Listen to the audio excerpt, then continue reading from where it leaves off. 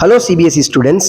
So இன்றைக்கி நம்ம physics chapter 1ல் இந்த கொஷினை தான் நம்ம டிஸ்கஸ் பண்ண போகிறோம்.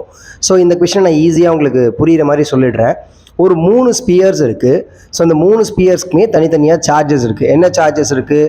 +3e +5e அண்ட் -3e அப்படின்னு 3 சார்ஜஸ் இருக்குது. அந்த 3 ஸ்பியர்ஸையும் நான் என்ன பண்ணுறேன், கான்டாக்டில் கொண்டு வந்துட்டு செப்பரேட் பண்ணிடுறேன். சரிங்களா? அப்படி பண்ணிட்டா which one of the following are possible value for the final charge அப்படின்னு கொஷின் கேட்குறாங்க. சரிங்களா? இது ரொம்ப ஈஸியான கொஷின் தான். ஸோ இதில் 2 கீ கான்செப்டை நம்ம யூஸ் பண்ணலாம். அதாவது சார்ஜோட ப்ராப்பர்ட்டி, பேசிக் ப்ராப்பர்ட்டியான அடிட்டிவ் ப்ராப்பர்ட்டி அண்ட் குவான்டைசேஷன் ப்ராப்பர்ட்டியை நம்ம இங்கே யூஸ் பண்ணலாம். குவான்டைசேஷன் ப்ராப்பர்ட்டி என்னது? Q is equal to NE. So additive property அப்படின்றது ஜென்ரல் அடிஷன் பண்ண போகிறோம் இல்லையா? ஸோ இப்போ குவான்டைசேஷன்றது என்னது? the electric charge is a integral multiples of basic charges of units அப்படின்னு சொல்லுவாங்க. ரைட்டா? that is Q is equal to NE. Right? சரி, இப்போ அடிட்டிவ் ப்ராப்பர்ட்டியில் என்ன பண்ண போகிறோம்னா, இது 3த்தையும் நம்ம ஆட் பண்ணுறோம், இன் கான்டாக்டில் வருதுல்ல, அப்போ ரீடிஸ்ட்ரிபியூஷன் நடக்கும். அப்போது டோட்டல் சார்ஜ் என்னவாக இருக்கும்னா, ஜென்ரல் அடிஷன் பண்ணிங்கன்னா என்ன ஆகும்? this +3e and this -3e ரெண்டும் என்ன ஆகிடும்னா கேன்சல் ஆகிடுச்சுன்னா ஓவரால் சார்ஜ் என்னவாக இருக்கும்? +5e அப்படின்னு இருக்கும். சரிங்களா?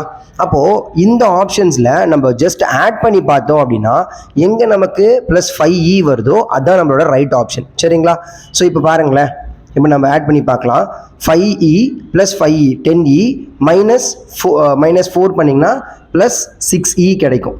அண்ட் இங்கே ஆட் பண்ணி பாருங்கள் 12. இந்த செட் வந்து என்ன ஆகிடுது? 12 -7e gives you +5e. Okay, நமக்கு அந்த ஆன்சர் கிடைக்குது.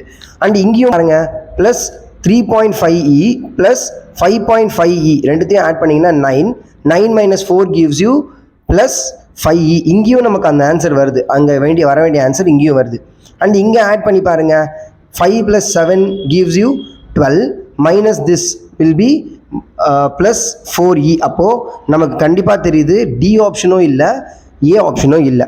இதில் இப்போ பியா இல்லை சியா அப்படின்னு நம்ம எப்படி டிசைட் பண்ணணும் அப்படின்னா, ஆன்சர் கண்டிப்பாக என்னவா இருக்கணும் அப்படின்னா பியா தான் இருக்கணும். ஏன் அப்படின்னா நல்லா புரிஞ்சுக்கோங்க, குவான்டைசேஷனில் நம்ம ஒரு லைன் படிப்போம். என்ன படிப்போம்? Charges are always quantised. இப்படின்னா என்ன அர்த்தம் அப்படின்னா, சார்ஜஸ் எப்பவுமே ஒரு ஹோல் நம்பராக தான் இருக்குமே தவிர டெசிமல் நம்பர்ஸாக இருக்காது. ஐ ரிப்பீட், சார்ஜஸ் எப்பவுமே எப்படி இருக்கும்? ஹோல் நம்பர்ஸாக தான் இருக்கும், டெசிமல் நம்பர்ஸாக இருக்காது. இங்கே பார்த்தீங்கன்னா 3.5 5.5 இருக்குல்ல. ஸோ இந்த ஆப்ஷனாக இருக்க சான்ஸே கிடையாது. ஸோ நம்மளோட ஆன்சர் என்ன அப்படின்னு பார்த்தீங்கன்னா பி தான். புரியுதா? தேங்க்யூ.